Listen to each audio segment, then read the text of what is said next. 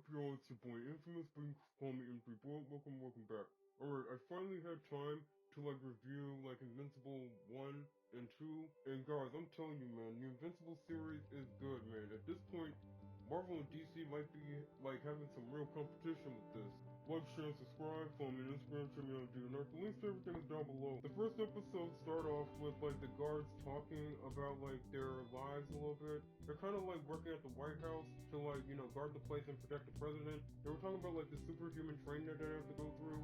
Then the Mauler twins attack. The Mauler twins are these big, huge dudes with blue skin. They're super strong, and they kind of have a thing for cloning. The twins are actually clones, but they don't know who's the original. The guards try to stop them, but that didn't work. Then we got introduced to the Guardians of the Globe. The Guardians of the Globe is pretty much their universe version of Justice League. You got Red Rush, he's pretty much a Russian version of the Flash. War Woman, Wonder Woman kind of. Aquarius, kind of a fish version of Aquaman. Darkwing, a black Batman. Then Green Ghost, kind of she wears some sort of suit that kind of make her green and kind of fly and make her intangible and stuff. Martian Man, and the Immortal. The Immortal is pretty much an Abraham Lincoln that kind of has Superman powers, and as the name implies, he's immortal as well. Their first priority was to get everyone to safety. They were fighting the Mauler twins. Things were getting a little intense. The Immortal was throwing some soldiers up in the air so that we can catch him, but he was busy fighting one of the Mauler twins. Then up in the sky, look, it's a bird, it's a plane. It's Omni-Man. Omni-Man is pretty much this universe version of Superman. He's a Viltrumite, and he doesn't he's not really officially part of the team, but he kind of helps out from time to time. They managed to defeat the Mauler twins. Then we got introduced to our main character, Mark Grayson. Mark Grayson was just sitting on the toilet reading a comic book. His mom showed up. Her name's Debbie, and she was telling him that I changed your Pampers. This is not a big deal. They were in the den watching the news, and we found out that Mark is Omni-Man's son, and also Debbie's husband. Debbie and Nolan, aka Omni-Man, they've been married for over 20 years. Mark is a high school kid who is about to graduate high school, and he was feeling a little down about the fact that he don't have his powers yet, because Viltrumites kind of don't get their powers until puberty, and Marcus has Viltrumite, and his powers haven't kicked in yet. Oh, I forgot to mention that Viltrumites are aliens from the planet Viltrum. We see Mark at school, and his best friend William, he's gay. They were talking about some sort of comic book that's about to come out every 2 weeks or so. Then we got introduced to Amber. Mark kind of had a little crush on her. She was being bullied by this dude named Todd. He was trying to get at her, but she's trying to tell him no. Mark tried to handle that, but he ended up getting his butt whooped. Later on that night, Mark was working, he was throwing out the trash, then his powers kicked in and he managed to throw that thing into space. He came home and told his parents that his powers finally kicked in. His mom was really excited about the whole thing. Omni-Man was feeling a little serious and asked him is he sure that his powers kicked in? Then he told him that there's gonna be a little training session in the morning. So he told him to get some sleep, but he couldn't sleep because his powers just kicked in and he's super excited. And he wanted to practice flying, so he ended up flying and he's been flying all night. Now we cut to in the morning and Mark is tired because he's been flying all night. Omni-Man kind of put two and two together, and the fact that he's been practicing this whole time. They were practicing some combat scenario and things did not went well. Mark snuck out of the house, and he pretty much was wearing some sort of makeshift super suit. He's practicing using his powers. He stopped some bad guys, but he kind of left a little path of destruction.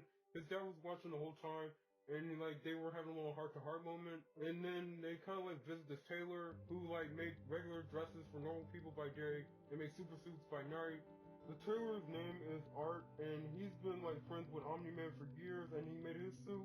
Mark then came up with a name and pretty much was waiting trying to figure out his name, and then he came up with his name and he called himself Invincible, and then we got his little suit and we saw him save the day and beat up some bad guy with a robot arm. Then we fast forward somewhere a little later, and that's when Omni-Man is fighting the Guardians of the Globe and he managed to kill them all himself.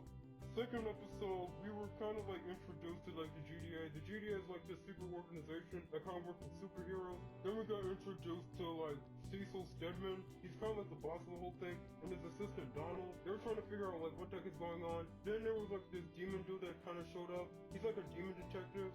that like was trying to figure out the case and everything else. And they're trying to keep everything on the hush hush about the Guardians of the Globe being like out of commission and everything else. Debbie woke up alone in her bed. She was like getting ready for work and everything else. Then like the GTA agents like came and get her. Donald told them like everything that happened. Cecil told them that they're still trying to figure out like who did this, because you have to understand again, they don't know what the heck is going on and they're trying to figure out everything. Then they got like a little call about like some sort of disturbance going on downtown.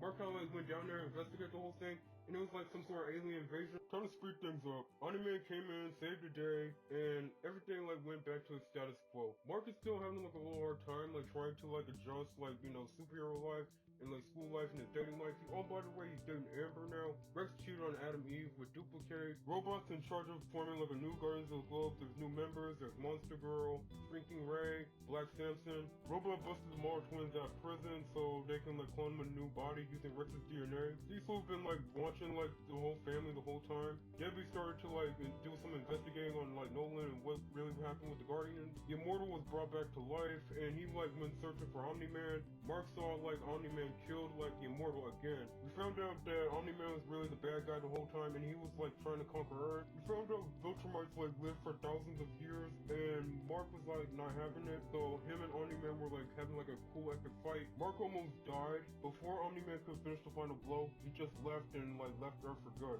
Everyone was devastated and that was the end. The first episode started out like in some sort of other dimension where the Immortal was fighting Invincible. In this dimension, Invincible like became evil and kind of took over the world with his dad.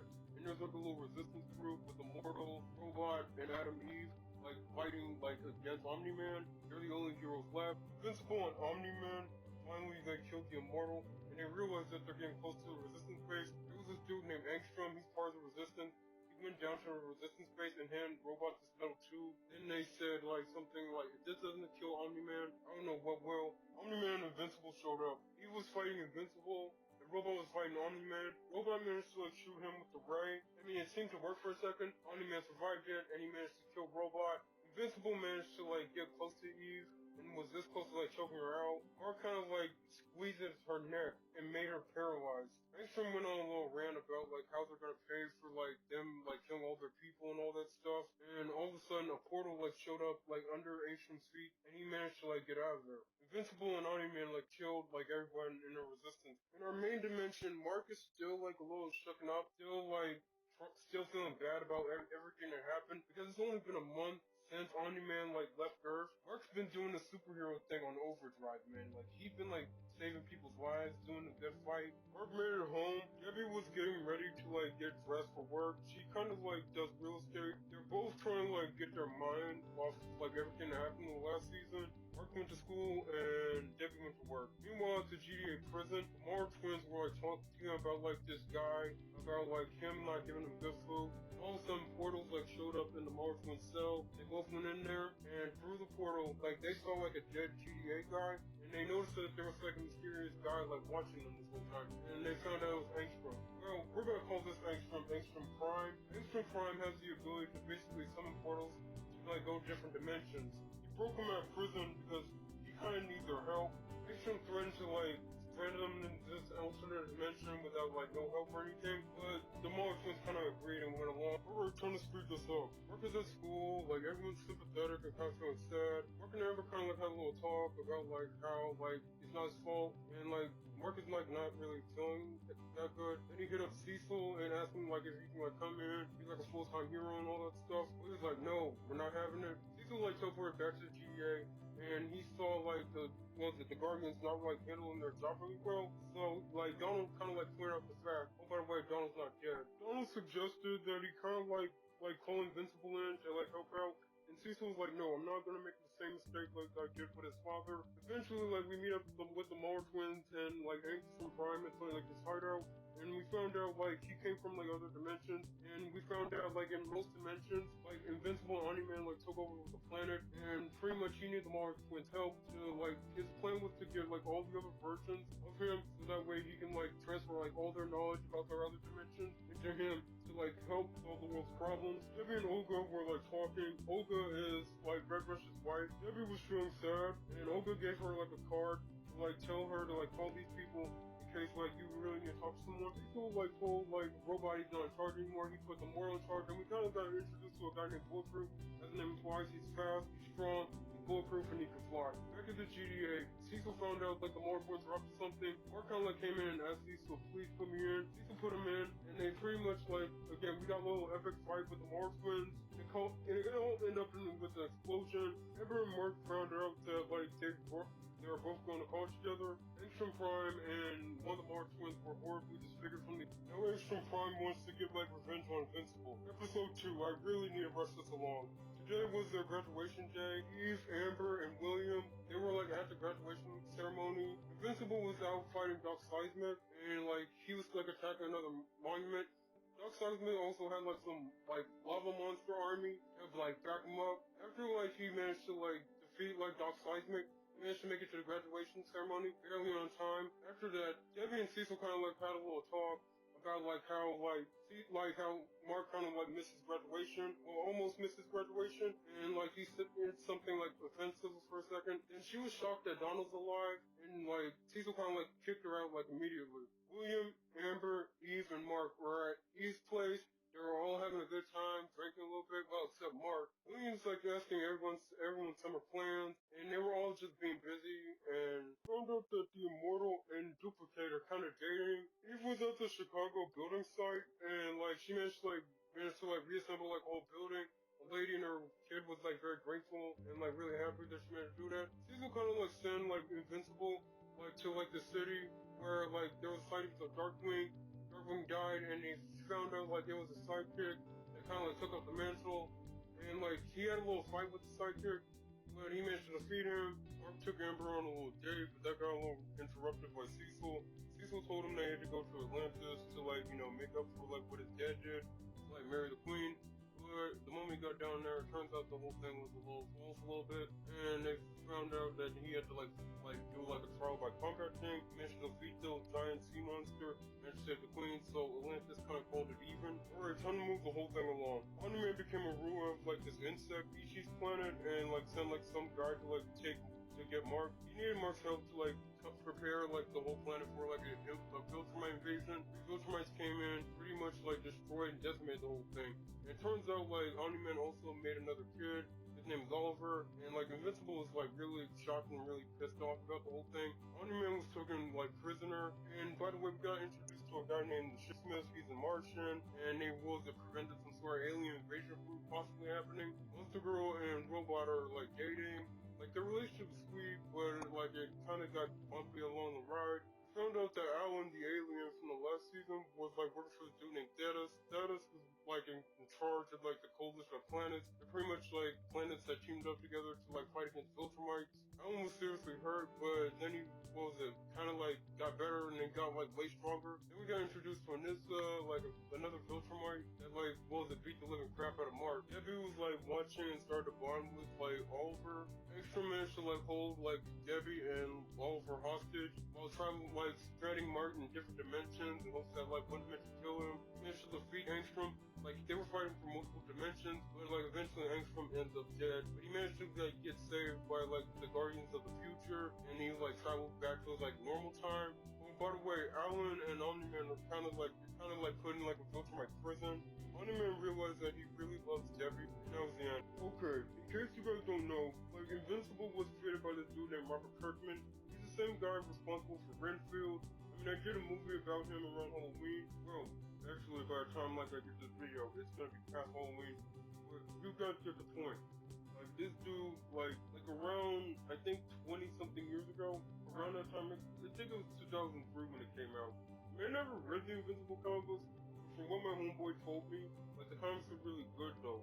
Maybe I'll read them like after like watching like season 1, season 2. Invincible and The Boys on Amazon right now. Those two have like the potential to like outdo DC and Marvel at this point. I'm just saying though, I mean, again, like The Boys kind of like is again like a total rejection of the whole superhero like ideology and like, pretty much like the fan base of like superhero movies. I mean, it kind of does subvert some tropes and kind of make fun of them a little bit. But however, I mean, The Boys is a good social commentary on like if superheroes were real and they were in the real world. They probably would not be as like virtuous and heroic as everyone thinks they would be. In order that there would be, okay, never mind. Let me get to Invincible here because that's the subject here. I mean, like Invincible kind of does like start out like like a regular typical like superhero story. Like for like the first episode and the second, well, I would say at least the first episode, honestly though. Like the first episode, like very like originally like superhero-esque storyline where like I mean it kind of does ask that question though. I mean again like lately we've been like getting like the evil Superman archetype, which is what Homelander is and Omni-Man. But Omni-Man is like, bro, I'm gonna be honest with you, I really did think that Omni-Man has the potential to beat Superman. Before all the comic book nerd, I mean at first, because think about it, because Omni-Man like has like the same powers as him, because without like he don't have no kryptonite weakness. But again, your boy has not like read the comics, so I don't fully like know the extent of like the comic book version of like Omni-Man's powers. I don't know what the show's seen though.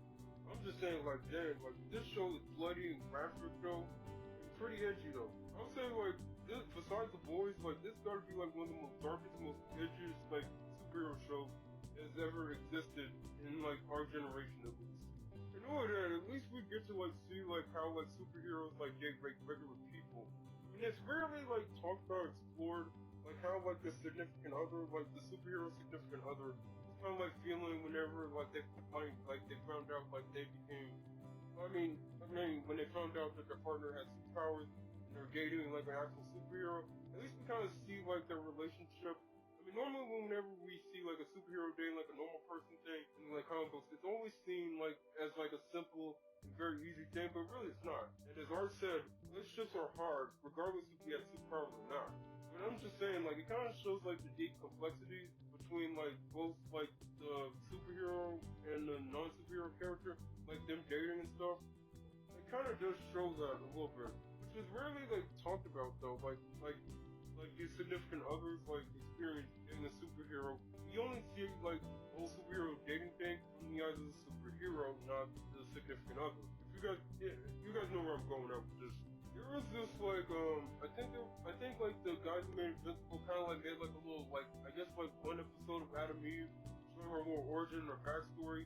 Bro, I'm telling you, man, if you think her dad is like a complete douchebag around like the first season and second season, bro, like he's a bigger douchebag in in the Adam Eve like spin-off like not really miniseries, but more like I guess like I don't know, like the Adam Eve special I guess. But I'm just saying, man, her dad gotta be like the biggest douchebag. One of the things I like about Invincible is like again it kinda is like a good little commentary. I mean, it's not as like a good like dark and serious commentary satire of the boys a little bit. But one thing I did like about it is the fact that it kind of does acknowledge the fact that, I mean, well, specifically for the boys here, a lot of little boys growing up, they see their old man as like this really cool dude, like a really dope superhero.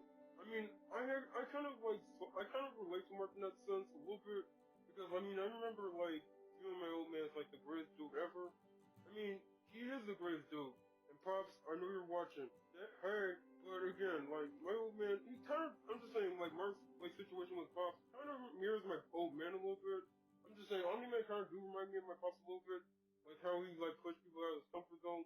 And now he's like a very chill dude and very relaxed though. It does like show and reflect the fact that our fathers really do play like a little bit of like how we like think and interact though, and like how we are. Honestly though, like the impact our pops kind of like do have on their kids a little bit. I mean, you guys know what I'm saying, right? Okay, I kind of do like how like they bring up like the moral and like ethical concerns about cloning, like how like Robot took like Rex's DNA without his consent. Here's one thing I gotta ask though. I'm just saying the Mars twins are like this so good at this genetics. Why didn't Robot ask them like, hey, can you modify specific genes? No, I mean, we already know like why he picked them because he wanted to date Monster Girl. Because like they kind of were having like a similar struggle though. Going back to the cloning part, you know, that was a good like very good storyline. You know that at least we found out like I mean at least from what I know. Like, Robot is like some sort of like before like the cloning thing happened, before he transferred his mind into like the new body, he kind of was like this deformed baby that could not exist in the real world. Which, I mean, okay, regardless, that would be. I wonder like how much. Never mind. Going back to the cloning part though, And I kind of do like the Mars twins, honestly, though, because, like, honestly, I feel like the Mars twins could, like, have the potential to be really interesting villains, like, going forward. And not only that, at least give us, like, a backstory. Honestly, I think that the Mars twins, well, at least based on everything we know in the series, it kind of does make sense for, like the original Mauler to be, like, some sort of mad scientist that was obsessed with getting superpowers. But then he kind of, like, things kind of got wrong, his skin turned blue, and he got become super strong, all this stuff. And he kind of was messing with cloning a little bit, which would explain everything. I mean, so far, I rewatched, like, season 1, like, multiple times already, and, like, there was no hints of their backstory or anything like that. I'm just saying, like, hopefully, like the series actually do explore this before the series goes over. And I kind of do like the Frankenstein reference they kind of made when they were bringing the Immortal back to life. It's alive! It's alive! It's alive! Anyone knows me in real life, though? Anyone that knows me in real life, though, knows that I do love, like, Frankenstein and the concept of it, you know, like playing God, playing with mad science and all that stuff. I kind of do like the mad scientist archetype, though. The fight scenes were incredible, like mind-blowing, honestly, though. Like watching like the fight scenes in the whole like first season and the second season. I'm gonna be honest with you, it feels like I'm like watching like a whole like movie like in like theaters. Honestly, it kind of does give me that kind of vibe a little bit. And one of the things I do like about like Invincible is the fact that, let's be honest, Invincible's outfit kind of does mirror like the Image Comics logo though. I gotta admit, it's pretty cool though. I actually followed the artist that co-created Invincible. His name is Ryan Arley though. I mean, I follow him on Instagram. I'd be like studying his artwork though, trying to like improve my artwork, at least like drawing superheroes and all that stuff. And guys, let me know in the comments down below. Should I do like more Invincible drawings, like, you know, draw Adam Eve, Alan the Alien, Omni-Man, or like all like the characters from Invincible? Like, let me know in the comments down below. Who would you want me to do next? Okay, let's get into season 2. Season 2, I gotta admit, it just passed my expectation, man. Like, we've been waiting like at least a year and a half for like another season of Invincible though. And like hopefully we don't like have to wait so long for the next season.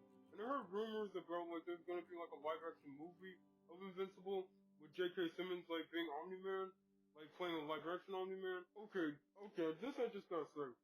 Long live J.K. Simmons, man. I'm telling you, man.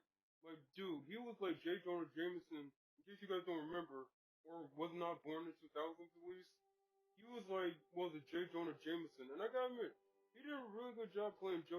Jonah Jameson, though. Okay, Alan, like, being, like, strong enough to, like, beat up a Viltrumite, and the fact that this dude, Thaddeus, was a Viltrumite this whole time, no, that was, like, a really good plot twist. I'm glad that they added those plot twists in there, though. And honestly, though, I cannot blame Mark for, like, reacting the way he did, like, when he found out that, like, Omni-Man, had another kid, and, like, you know, settled down on another planet.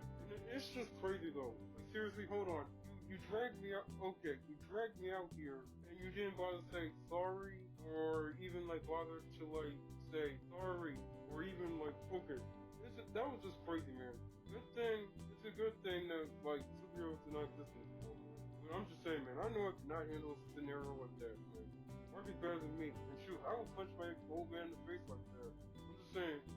I mean, well, hypothetically, I probably would punch my old man in the face like that. I'm just saying, if I ever, like, went through a scenario like that, honestly, I'm surprised Mark did not even punch him, man. Like, that's how mad I'd probably be in that scenario. But the fight between, like, the Viltrumite soldiers, like, all three of them, versus Alan, now that was freaking brutal, man. Like, devastating. You gotta ask, okay, here's the question I gotta ask, though. Like, why don't the Viltrumite breed with each other exactly? Like, I know that, what's so special about Earth that he didn't even conquer it? I'm just saying, if I was, like, some sort of, I don't know, leader of fascist species, that kind of, like, have Superman-like powers, I wouldn't conquer a planet unless there has to be some sort of benefit from, like, conquering its planet and its people. Not unless it benefits, so what could possibly be the motivation for them to, like, want to conquer Earth exactly? I mean, maybe the resources, maybe? I mean, well, throughout time in history, like, that's always been, like, the main reason why conquest has been happening for most of humanity. We've only conquered only for, like, resources, food, and, well, okay, I cannot say that on YouTube, otherwise I'm gonna get demonetized. Well, even though I'm not monetized yet, people always trying to get monetized, so, can't bring that out. And again, I really hope that, like, they get to it, at least. I hope they really do explain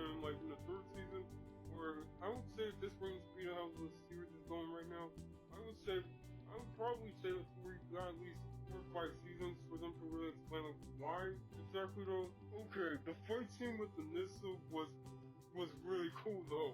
I gotta admit, like she just like speed like straight, bro. She was like a bullet like to that giant monster thing. That was pretty cool though. I mean, it's crazy insane, and the fact that she's only not only faster but stronger than Omni-Man ever was, man. Like what the heck, man? That's just crazy. And knowing that like Omni-Man, like he really do got a reputation with the Viltrumite. Like he's like viewed as like this crazy, like awesome, like conquering hero or something. Like dang, like how, like I just gotta know, man. I just gotta know, like how, like what exactly was its feats, man? I know that there's a YouTube channel called Death Battle where we actually saw there's a video about like Omni-Man versus Homelander. I mean, I'm not gonna spoil the whole thing. I'll probably put a link to it in like in the description down below. But it's like a pretty cool epic fight scene though.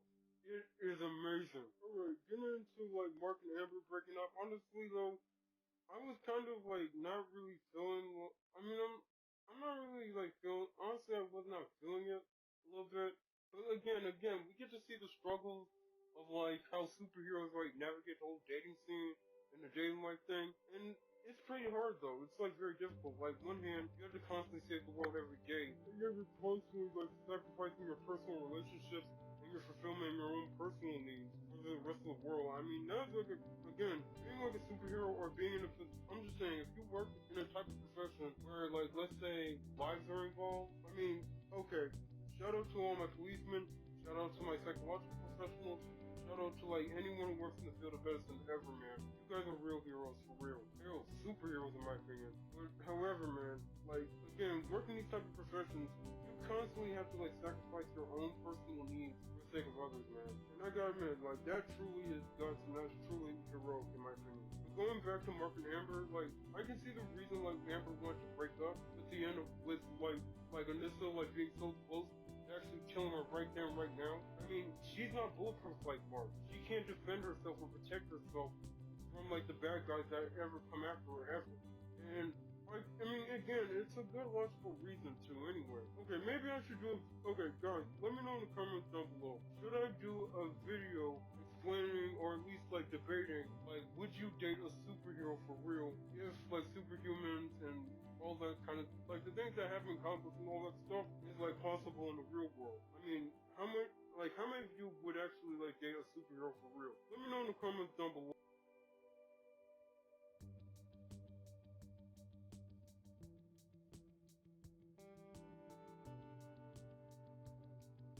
Alright guys, that's it. Who do you think I should draw next? I already did Invincible versus Invincible and I already drew Invincible. I'm thinking it's either Omni-Man, Adam Eve, Rexplode, Robot, Monster Girl, and Anissa. Let me know in the comments down below guys, just let me know. Your boy needs a challenge, alright? Alright, like, share, subscribe, follow me on Instagram, check me out on art. The links to everything is down below. M3 Bullet, out.